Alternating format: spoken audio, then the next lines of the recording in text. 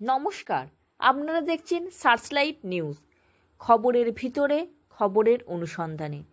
এখন সার্চলাইট নিউজে দেখুন, নিজের বাড়ির পাশে একটি অর্ধেক ভেঙে পড়া এবং অর্ধেক দাঁড়িয়ে থাকা বাড়ির আবর্জনা পরিষ্কার সহ অবৈধ নির্মাণের বিরুদ্ধে লড়াকু বর্ষিয়ান তৃণমূল কংগ্রেস নেতা শাওনমল আগরওয়ালের অনশনের 10ম দিন।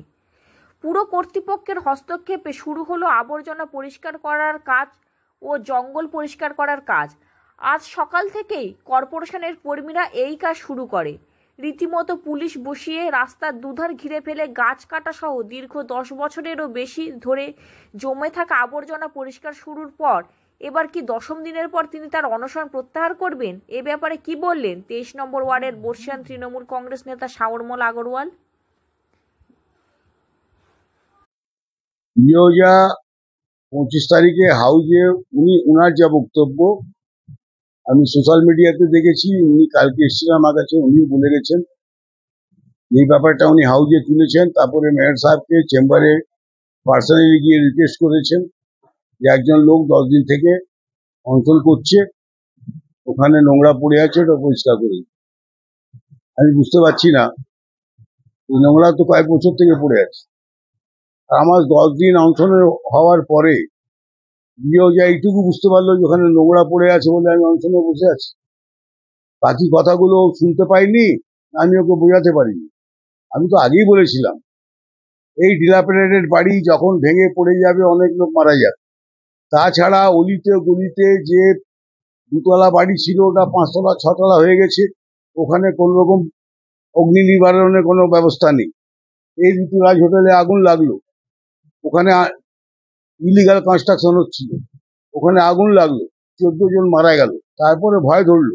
এরকম তো আমাদের ওয়ার্ডে তো অনেক গলিতে অনেক বাড়ি আছে, 5তলা 4তলা 6তলা বাড়ি আছে, যেখানে আনরাস কনস্ট্রাকশন নিয়ম মেনে হয়নি, ওখানে কোনো রকম অগ্নি নিবারণ ব্যবস্থা নেই। আমি সেই জন্য অনশনে বসেছি যে এটা যদি হয়ে যায় তাহলে কি অবস্থা হবে। উনি কিন্তু সেগুলো না শুনে, হ্যাঁ, উনি বলছেন ওই নোংরা পরিষ্কার করতে আমি বসে আছি। আপনি চিন্তা করুন, আমি কি পাগল যে একটা নোংরা পরিষ্কার করার জন্য সরকার আর প্রশাসনকে বলার জন্য আমি 10 দিন থেকে এখানে না খেয়ে বসে আছি? কিন্তু এই রাজনীতির কোনো মানে হয় না। উনি নিজের পিঠ নিজেই ঠাপাচ্ছেন যে আমি ওখানে বলেছি ওটা পরিষ্কার হয়েছে, আমার খুব দুঃখ লাগে। উনি নিজে দেখলেন না এতক্ষণ বছর পর্যন্ত, 10 দিন এখানে বসার পরে ও কানে গেল এটা করা উচিত। আনরাস কনস্ট্রাকশন অবৈধ নির্মাণটা কবে যাবে ওনার কানে? উনি কবে হাউজে বলবেন?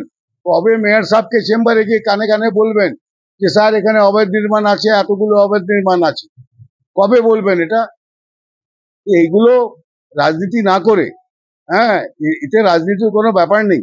উনাকে একদম মন দিয়ে এটা দেখা উচিত। উনার নিজের ওয়ার্ড, উনি আমাদের জনপ্রতিনিধি, উনাকে চিন্তা করা উচিত। ডেবরিজ গুলো তুলছে ওইভাবে যে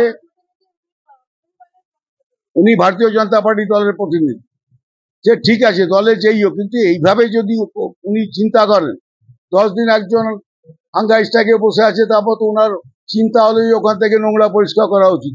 আর আমাকে কতদিন বসে থাকতে হবে?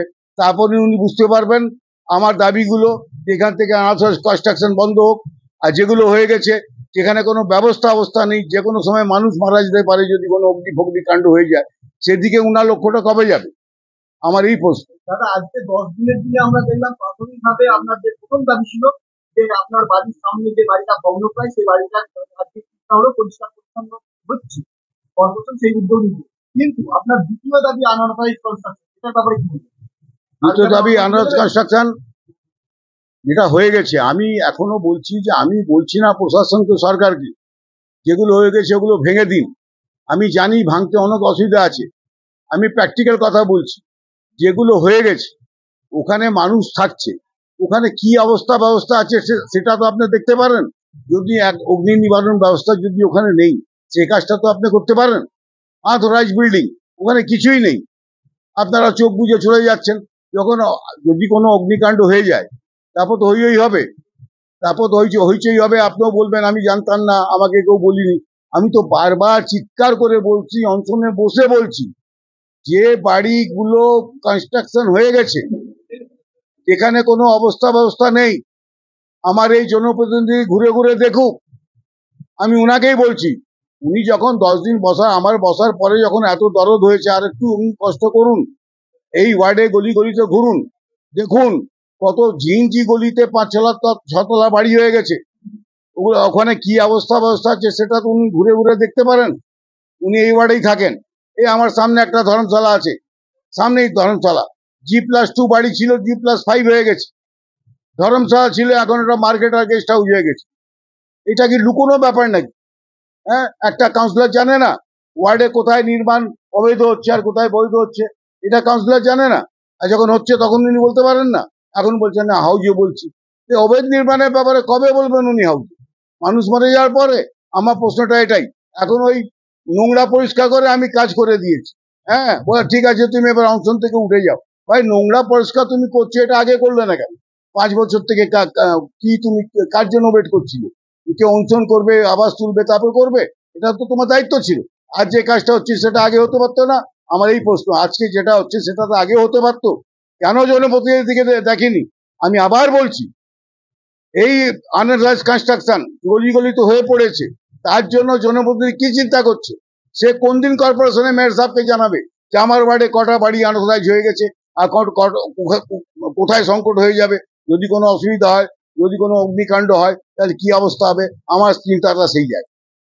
হ্যাঁ, এটা ঠিক যে আজকে ক্যালকাটা কর্পোরেশনের মহামান্য মহানাগরিক আদেশ অনুসারে এখানে এই নোংরাটা পরিষ্কার হচ্ছে। এই অসুবিধাটা শুধু আমার ছিল না, এখানে যারা আমরা বাস করি সবারই ছিল। যাই হোক, উনার কানে পৌঁছেছে, উনি এটা পরিষ্কার করাচ্ছেন, আদেশ দিয়েছেন। আমি কলকাতা কর্পোরেশনকে আর আমাদের মেয়র সাহেব আন্তরিক ধন্যবাদ জানাচ্ছি। উনি এদিকে নজর দিয়েছেন। তার সঙ্গে আবার রিকোয়েস্ট করছি যে আমার ওয়ার্ডে যে অবৈধ নির্মাণ আছে তার দিকেও একটুখানি নজর দিন, যাতে মানুষ এখানে সুস্থভাবে বাঁচতে পারে। তাহলে কি দাদা এবার আপনি অনশন প্রত্যাহার করবেন বলছেন? অনশন প্রত্যাহার করার তো কোনো কারণ নেই। আমার দাবি ছিল নোংরা পরিষ্কার এখানে আছে যেখানেই আছে, আর অবৈধ নির্মাণের জন্য যদি মানুষের জীবন যদি সংকট আছে সেটা দেখে ওটা দূর করার দুটো দাবি ছিল না। আর অবৈধ নির্মাণ যাতে বন্ধ হয় সে ব্যবস্থা করে। একটা নোংরা পরিষ্কার করার জন্য তো আমি 10 দিন থেকে এখানে আমার সঙ্গে বসে নেই। ওগুলো যদি দেখে, প্রশাসন যদি বলে, কর্পোরেশন যদি বলে যে এটা আমরা দেখছি, আমরা ভবিষ্যতে এটা ব্যবস্থা করব, তাহলে আমি চিন্তা করব। আবর্জনা পরিষ্কার শুরুর পর কি বললেন বটতলা স্ট্রিটের ব্যবসায়ী সমিতির সম্পাদক সহ অন্যান্য ব্যবসায়ীরা? তাই শুনুন এখন। हम इलाकावासी हैं, बड़तल्ला व्यवसायिक समिति के सेक्रेटरी हैं। हम धन्यवाद सांवर भाई को जना रहे हैं कि जो कि 10 दिनों से अनशन पर बैठे थे, और आज इस कार्रवाई पर थाना भी पहुंची है, केएमसी भी पहुंची है। इसके लिए सांवर भाई जी को धन्यवाद करते हैं। यहाँ की पब्लिक 10 वर्षों से तकलीफ पा रही थी, किसी को कोई गम नहीं था, न कोई काम का चिंता था, न कंप्लेंट 20 बार हुआ, इस कंप्लेंट का कोई सुनवाई नहीं हुआ। सांवर भाई जी को धन्यवाद जना रहे हैं, इसके लिए कार्रवाई हुई। আপনার নাম? साधु दुबे, बड़तल्ला व्यवसायिक समिति सेक्रेटरी। मैं राहुल धानुका, मैं बड़तल्ला में यहाँ पे मेरा व्यवसायी है। सावर अंकल का बहुत धन्यवाद करता हूँ कि वो इसके लिए खड़े हुए हैं। तो ये बात सब तक फैले और उस पर जल्द से जल्द कार्रवाई ली जाए, तो थोड़ा सा बस आग्रह है कि आप लोग ध्यान दें इस पे।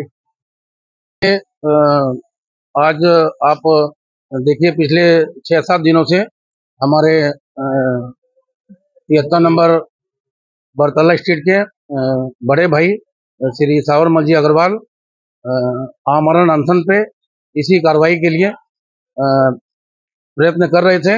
आज उनका ये अनशन साकार होते दिख रहा है, और उन्हीं के वजह से ये सफाई अभियान केएमसी की तरफ से किया जा रहा है। बहुत बहुत धन्यवाद।